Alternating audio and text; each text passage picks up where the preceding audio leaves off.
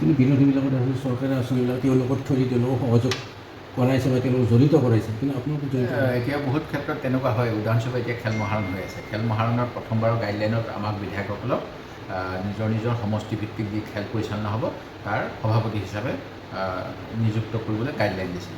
যোৱাবাৰো মোক ভাৰতীয় জনতা পাৰ্টীৰ যিজন জিলা সভাপতি তেওঁক খেল মহাৰণৰ দায়িত্ব দিলে, মোক নিদিলে। যিহেতু মই বিধায়ক হয় বিৰোধী দলত, এইবাৰো মোৰ সমষ্টিত খেল হৈ আছে, মোক জনাইছে, আমন্ত্ৰণ জনোৱা নাই। এতিয়া জনাটো এটা বেলেগ কথা।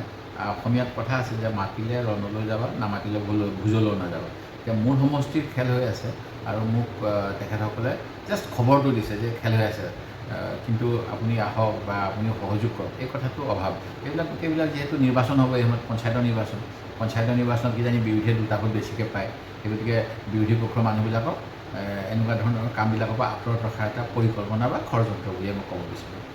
আমাৰ দ্বিতীয়টো কথা সুধোঁ যে শেহতীয়াকৈ দেখা গৈছিল যে সংখ্যালঘু এলেকাত কংগ্ৰেছৰ লোকসভা নিৰ্বাচন বুলি এখন সাংঘাতিক ধৰণে আপোনালোকে এটা ভোট লাভ কৰিছিল বা আপোনালোকৰ শক্তি বৃদ্ধি হৈছিল। সেইটোতে অখিল গগৈয়ে দেখা গৈছে তেওঁ যেনেকুৱা ধৰণৰ এটা লৈছে সংখ্যালঘু এলেকা বা সমষ্টিবিলাক। মই এতিয়াই মন্তব্য দিব নিবিচাৰোঁ। মই 23 তাৰিখলৈকে ৰ'ম। 23 তাৰিখৰ পিছত আমি চাব পাৰিম।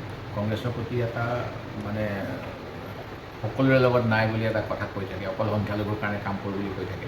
গতিকে এই নিৰ্বাচনটোত ধলাইত হ'ব, জনজাতি কোচ জনজাতিসকলৰ দাবী কৰি থকা বঙাইগাঁৱত হ'ব, বড়োসকলৰ চিডলিত হ'ব, মানে বিটিআৰ অঞ্চলত, চামগুৰিত বিশেষকৈ অধিক সংখ্যালঘু আছে তাত হ'ব, বিহালীত গোৰ্খা চাহ জনজাতি আছে। সেই গতিকে এই নিৰ্বাচনত কংগ্ৰেছে সকলো সমষ্টিতে প্ৰাৰ্থী দিছে। 23 তাৰিখৰ ৰিজাল্টৰ পিছত আপোনালোক কম নাযায় চৰকাৰলৈ। কিন্তু চৰকাৰে এতিয়া এনেকুৱা কাম কিছুমান কৰিছে যে আমি কেতিয়াবা বিধায়ক পুঁজিৰ আঁচনিখিনি আমি ৰাইজৰ মতামত হাতত থাকিব লাগে, আৰু ভাল স্কিম নহ'লে আমাৰ অকণমান অসুবিধা হয়। সেইকাৰণে যদি আমি অকণমান দেৰিও কৰোঁ, তাত যিটো ইণ্টাৰেষ্ট হয় সেই ইণ্টাৰেষ্টটো চৰকাৰে চৰকাৰ ঘৰলৈ লৈ যায়।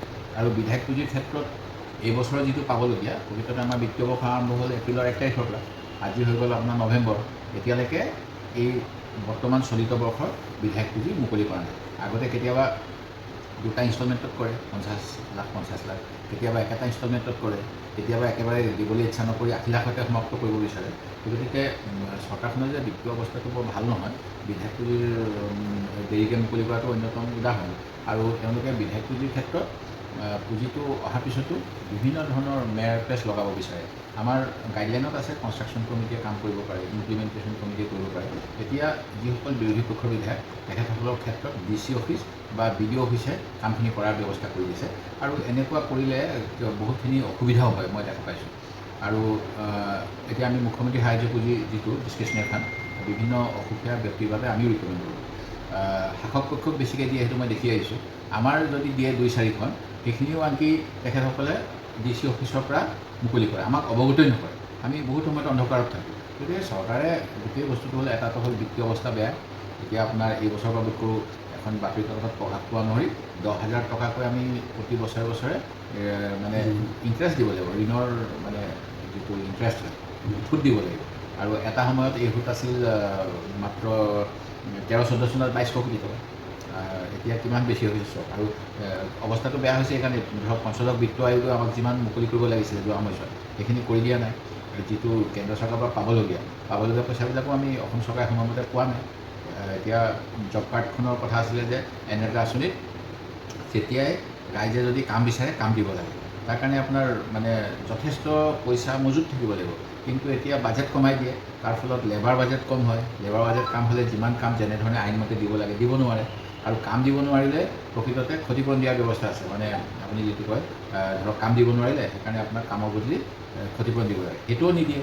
গতিকে অৰ্থনৈতিক অৱস্থা কেন্দ্ৰ চৰকাৰ কওক বা ৰাজ্য চৰকাৰ কওক বৰ ভাল নহয়।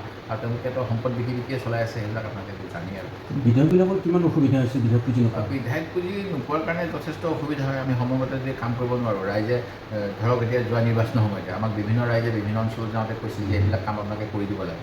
আমি সেইবিলাক কৰিবলৈ হ'লে আমি গোটেই ৰাইজৰ পৰা যেতিয়াই মানে দৰখাস্ত সংগ্ৰহ কৰোঁ, দৰখাস্ত অনুসৰি আমি পৰ্যায়ক্ৰমে দিব লাগে। এতিয়া যদি পুঁজিটো সময়মতে নাপাওঁ, তেতিয়াহ'লে আমাৰ কাম কৰা অসুবিধা হয়। বিশেষকৈ গণতন্ত্ৰ আৰু বিৰোধীক দুৰ্বল কৰিবলৈ চৰকাৰে যিকোনো পদক্ষেপ লৈ আছে, এইখন চৰকাৰে বেছিকৈ লৈ আছে।